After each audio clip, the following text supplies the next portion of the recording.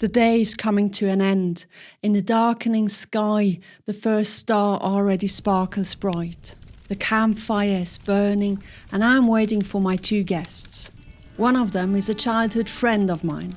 I've always loved to spend time with him.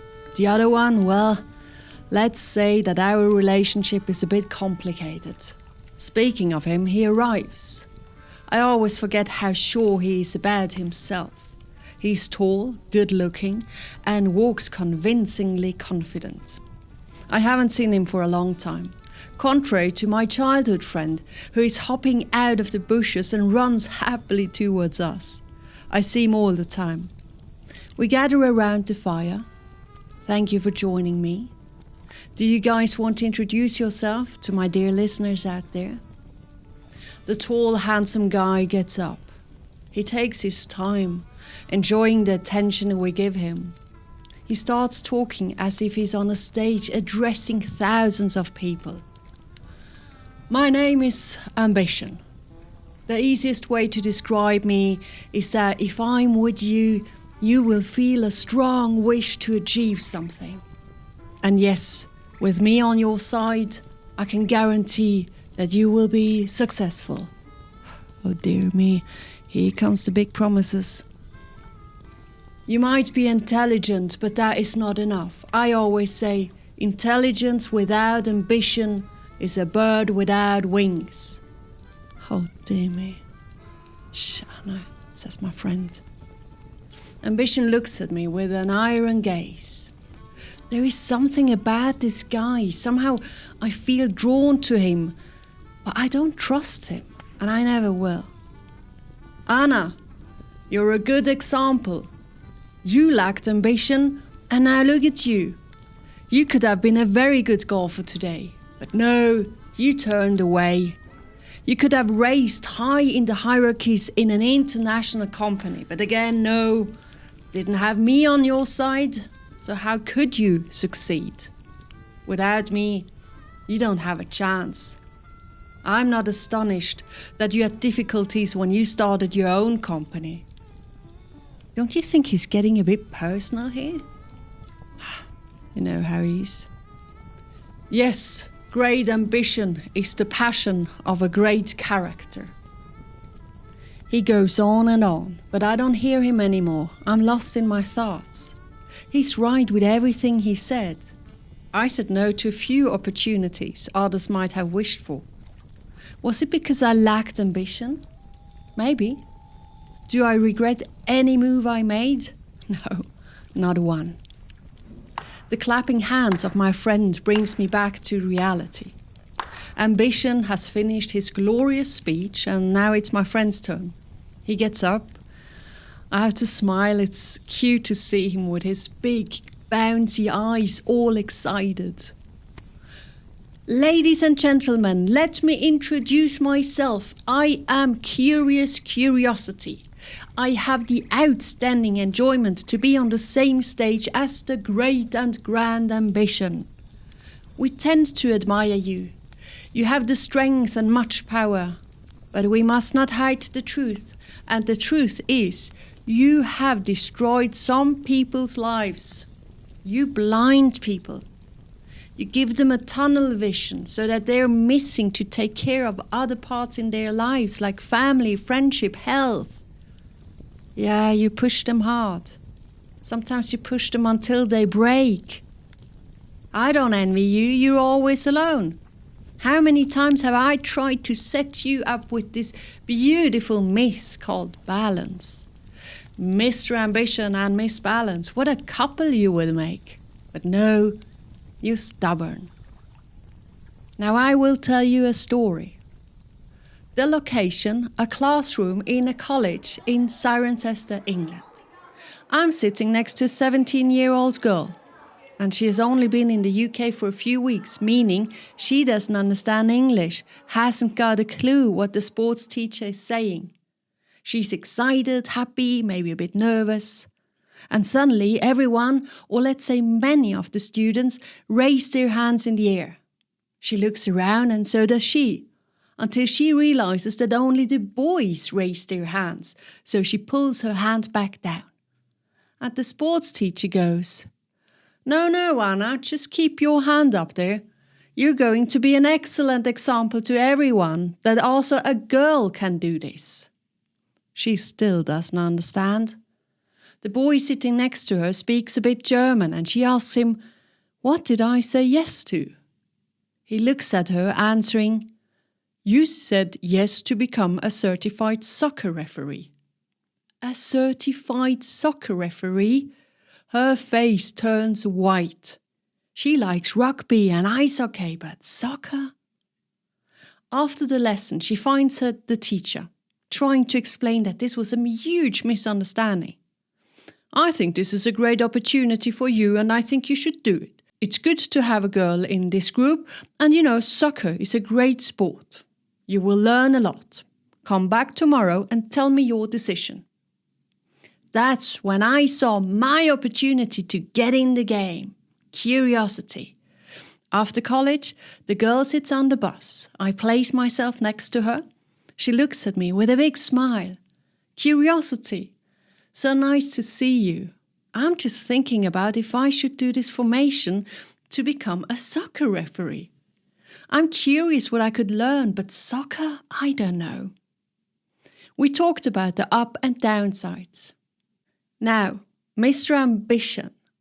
I don't like to bluff, but without me, Anna would never have experienced everything she has experienced in her life. Every story, and there are loads, were born because I was there with her. She wouldn't have been in the UK without me.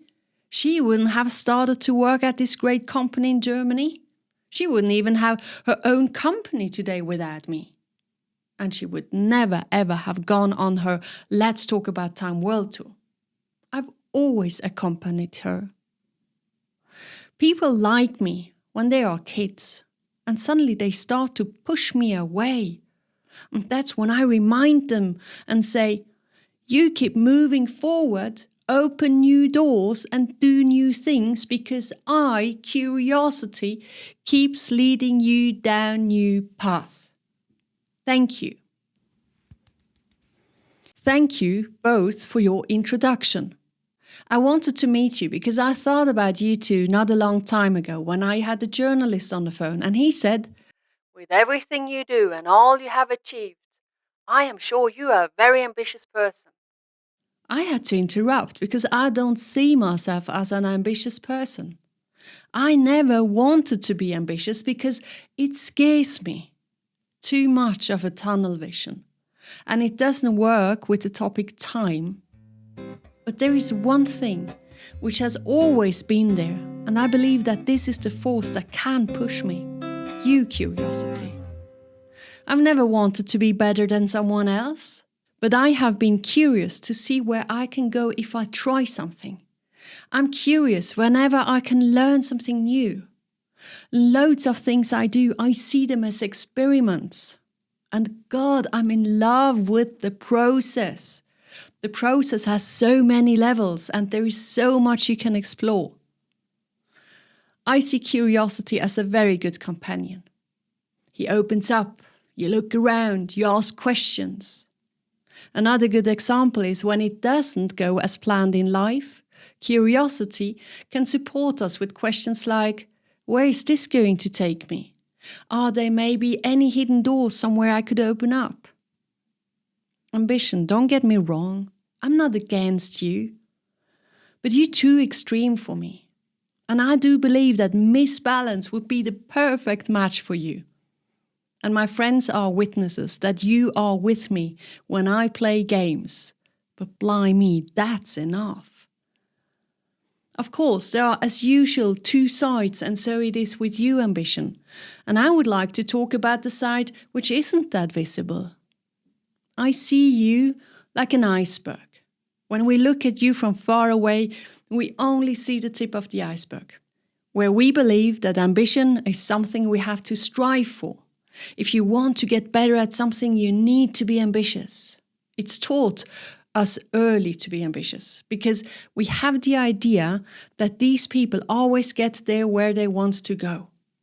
But if you start to come closer to the iceberg and you dig deeper, meaning looking at ambition from different sides, say from the philosophical or psychological side or with the perspective of time, you start to see that ambition isn't that glamorous at all. From the time perspective, we find that ambitious people live for the future result. It's all that counts. They will do a lot to get there, but the price is high because often they want to get there fast. It's not always fun being around with them because they have huge expectations and therefore they're not patient.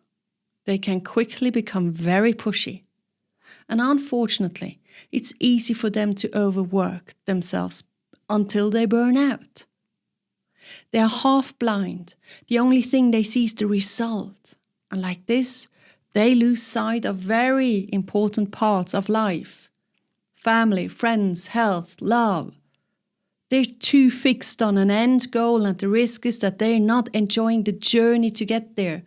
But the journey can take a lot of time. It can take a lifetime. And the journey is the process. And the process is happening here and now. That's where we want to be. Life is happening now and it's not something in the future. I wouldn't tell my kid, you can be the next Tiger Woods or Roger Federer, because the truth is that only a tiny percentage of human beings will reach the top. And you will feel like a failure if you don't get there. But how about saying, stay curious, enjoy the process and see where it gets you. When you are curious, you genuinely enjoy the moment. It's a very satisfying state because you're not rushing and you can go deep. Curiosity makes you explore and experiment life. It's adventurous.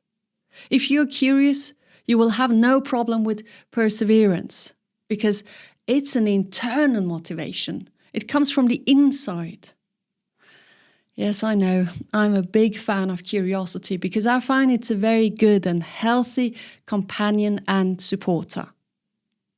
My dear listener, if you are someone who wants to succeed with a project or an idea you have in your mind, I like to say, keep your ambition well under control and don't worry if you lack of ambition because I believe that you can get there just in being curious.